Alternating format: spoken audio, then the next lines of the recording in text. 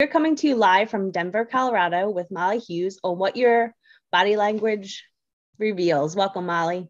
Thank you. It's so good to be here. Hello, everybody. I just want to take a little look here and see who all we have.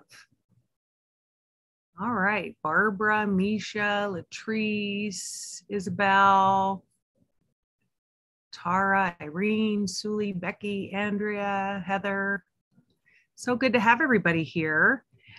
I'm going to share my screen just so that if you want to take any notes, this will hopefully make it easier for you so that you can, I'll leave this stuff up on the screen long enough for you to jot down some notes, okay? Let's do that.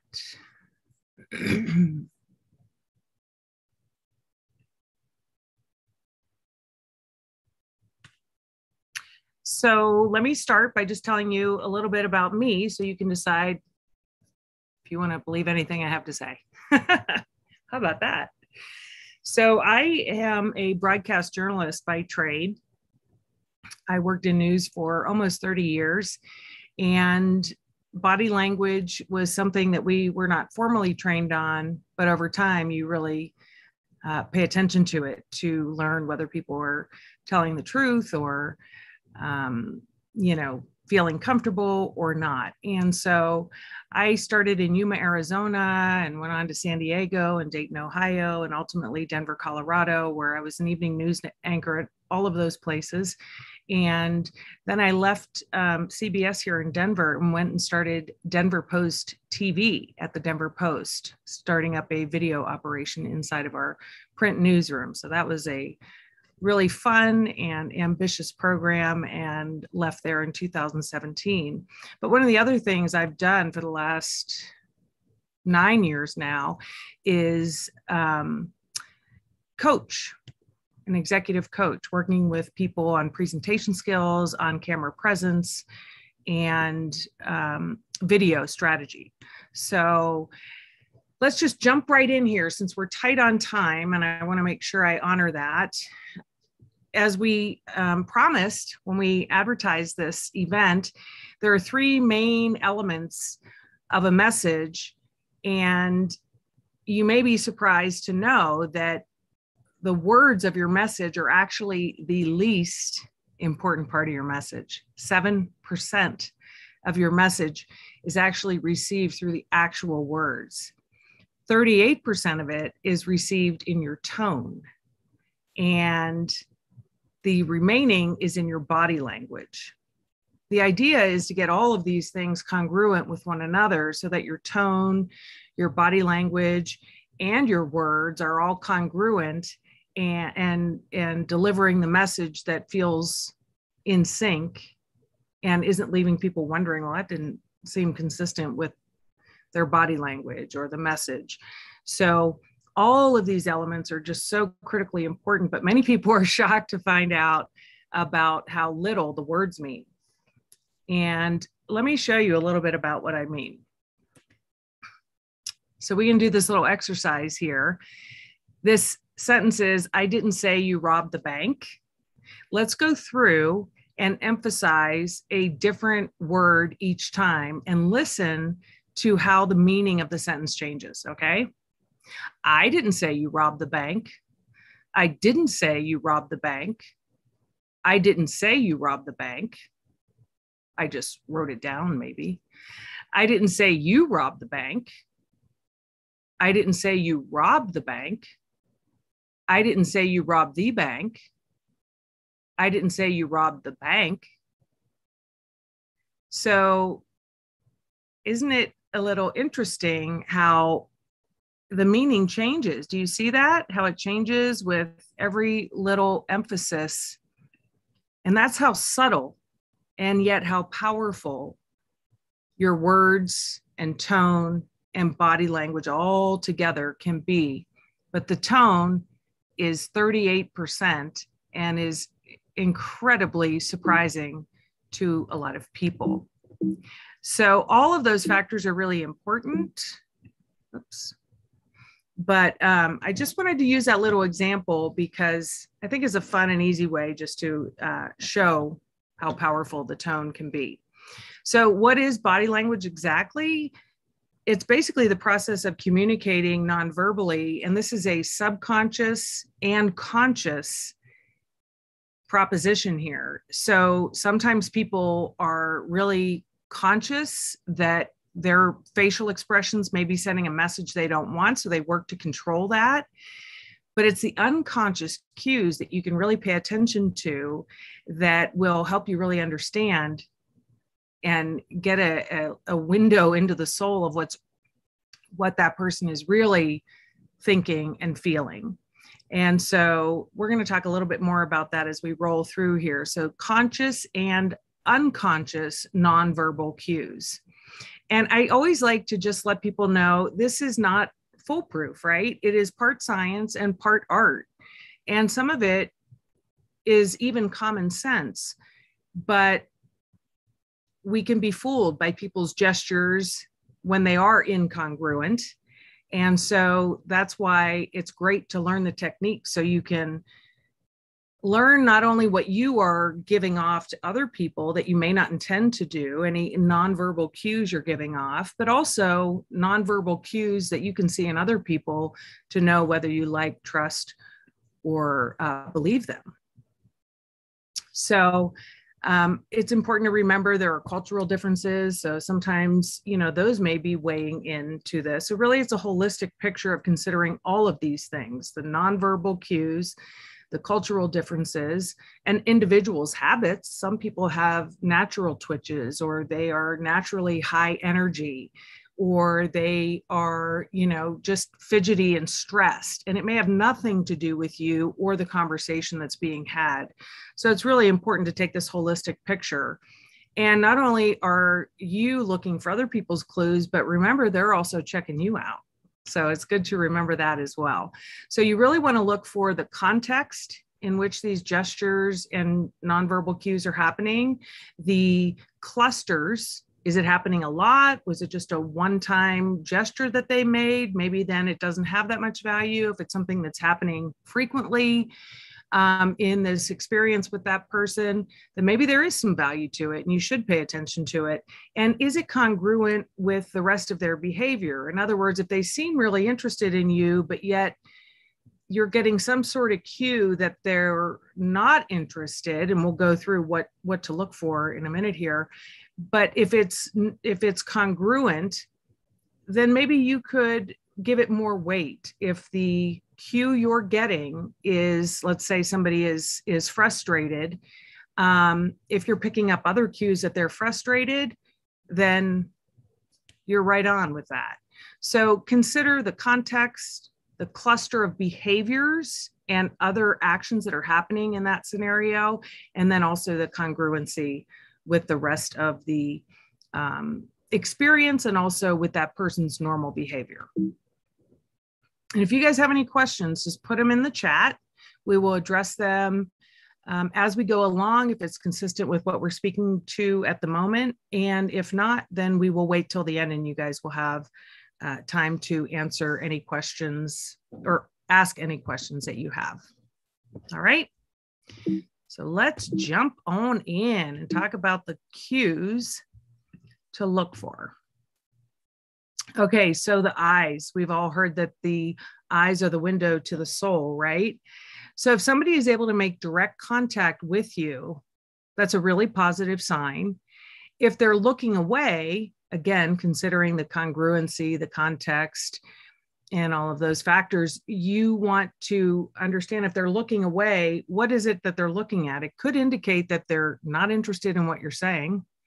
It could indicate that they don't believe what you're saying, or they are just not engaged with you as a human being. And so that is a really important cue, and it sounds very obvious, but on the other hand, some people have a difficult time making eye contact. And so again, this is not 100% perfect science. It's the holistic picture that we have to consider. So studying the eyes is really the first place to go. When somebody looks down a lot, they may be nervous. or submissive. They could be in fear. There's a lot to consider here when you think about the eyes, and when somebody's pupils are dilated, there's a really good chance they're having a great experience with you. When the eyes are dilated, it is suggesting that the brain is going through cognitive effort and it is stimulated. And so that is a good sign that they are interested in what you're saying and that they like you. And so that's a really positive one. Fast blinking, when people are doing that a lot, sometimes they could just be thinking. Other times they may be stressed or they may be lying. And looking up and to the right, many of you may have heard about this one. A lot of times when people look up and to the right, there is the suggestion that they are not telling the truth, that they're actually lying. And when that happens, they are using the imagination to concoct a story, is what scientists say. Whereas if they look up and to the left, they're typically drawing on a part of the brain that is in their memory bank, and they're trying to remember an experience. So looking up and to the right could indicate somebody's being dishonest with you. Looking up and to the left could indicate they're just trying to remember what it is they want to say, or trying to put all the words together and draw from their memory bank. Okay, and then the next place to really focus some attention is the face. This is interesting. Have you ever heard the expression that you can smile with your eyes? In television news, this was a really important thing, because if your smile looks fake, you're not believable. When you're having a genuine smile, you smile with your whole face. Your eyes light up, your cheeks are engaged. On the other hand, if it is only your mouth, then typically you can tell it's fake. So if you're seeing somebody smile, but their eyes do not look engaged or in sync with that smile, there's a good chance they're really not happy and they're faking it. Also, you can see this a lot when it's like one side of the mouth. If only one side of their mouth is smiling, it can indicate sarcasm or uncertainty.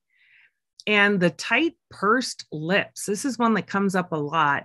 Sometimes it will indicate displeasure or dissatisfaction or somebody being unsatisfied, and maybe even questioning what it is you're saying. So the last thing to consider with the face is if any of these things are happening and they're touching their mouth or their face, you can almost guarantee that they're lying according to the science. And again, as I mentioned, it's a holistic picture, so it's really important to remember all of that. But covering the mouth or the lips or touching the face while having a half smirk smile indicates that somebody probably is not telling the truth. So the next place to look is the proximity to you and the other person. And this can really be one of the best indicators of your connection with the person. If, for example, you're having a conversation with somebody and they are moving and you move in a little closer and you notice them backing away a little bit to regain that distance, there's a good chance that they are not as into the conversation or the friendship or relationship as you are. And sometimes you can test people by doing this and seeing if they respond to your gesture of moving a little bit closer. And moving away is similar, obviously. They're not that into you if they're moving away, or they're not into the topic of conversation, at least. And it's important too to remember the cultural differences here, because in some cultures, the personal bubble is bigger than in other cultures. And so it may feel too close to some people, where for other people, that same proximity may feel really comfortable. And then, of course, we have to remember these days, COVID. So again, the holistic picture. of making sure that you're reading into all the nonverbal cues and putting it together with the verbal cues to really get a sense of how a person is receiving you or the nonverbal cues they're sending you. Head movements. So I think it's obvious if somebody is going like this, they are, giving you an affirmation that they're listening to you and they're interested in what it is you're saying. If they're nodding really fast, though, they might be giving you a cue like, okay, I've heard enough, move on. Tilting the head. This is, for some reason, just a natural thing a lot of people do is they will, tilt their head when they're really engaged in listening. And so that could really suggest a positive engagement for you. If they're tilting their head backwards, though, they may not really be trusting what you're saying. They may be suspicious of what it is you're saying. And certainly they're not making eye contact with you, which is not a good sign. Facing toward people, this is really interesting, suggests that that person is favorable to you, or you are favorable to them if they are facing toward you. And this is really good to look at when you're in a meeting with other people. If we ever get back to that point of having meetings in rooms with our teams at work, typically you can tell who the most powerful person in the room is, or who the powerful people in the room are, because people will look at them more often. They will turn their bodies toward those people. And those are all cues that there is favor toward that person. Or if somebody is, turning their body and tilting toward you, it's a good cue that they really like you. I love looking at this picture here of JFK and another world leader here with his hands on his knees. That is a great form of body language, just suggesting that he is calm, relaxed, and listening intently. Now, if President Kennedy had put his hands on his knees, that would be an example of mirroring. And you've probably experienced this before, where you're having conversation with somebody and you put your hand on your chin like this, and next thing you know, they have their hand and chin resting together. Mirroring can be very subconscious, but it is a cue to you that somebody is matching your gesture and they are trying to align with you. So it can be really a powerful cue. This also happens sometimes, like when you take a sip of your drink and the other person takes a sip of their drink, or you're leaning back and then suddenly they're leaning back. So look to see if somebody is mirroring you. There's a good chance they're aligned with what you're saying, they're engaged with what you're saying, and they like you. You're coming off well to them. So you can test that as well and see if they mirror you, see if they follow you. It's a good way to test if somebody, I just had this happen recently. I was in a conversation with somebody and I just kept noticing every time I moved, they were moving the same way.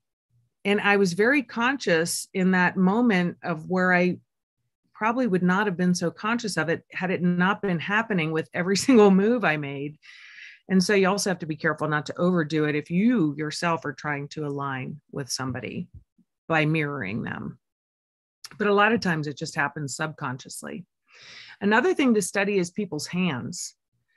Are they maybe feeling a little uptight and their hands are in their pockets? Because that could suggest that they're nervous. It could suggest they're lying.